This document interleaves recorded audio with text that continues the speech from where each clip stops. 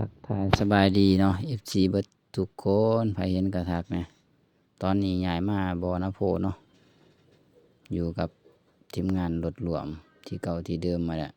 เพิ่มเติมแต่ย้ายบ่อตอนนี้พ่อใหญ่ดีกาเพิ่นก็หางานเพิ่นสิพาไปเนาะบ่อดินตอนนี้ย้ายไปแล้วก็คือมันไกลเฮาก็ต้องย้ายไสประหยัดค่าโดยเหียนเนาะตอนนี้ก็เริ่มแก่แล้วผู้ใดสนใจก็มาติดต่อนำพ่อใหญ่ดีกาได้ตอนนี้อยู่นาโพแก่ไปเดี๋ยวกำลังสิเดี๋ยวงานก็ย้ายมาไว้อยู่บ้านอันนั้นน้องสาวของเจ้าของรถเนาะอยู่ทางแวนาโพมารองานอยู่นี้ฟังเบิงมือ2 มือเพิ่นว่าสิมีงานได้แก่อีกนะผู้ใดสนใจอยากได้ดินก็มาทักมาติดต่อหาได้อยู่เรือนพ่อใหญ่โฮม3 แยกนาโพเนาะว่า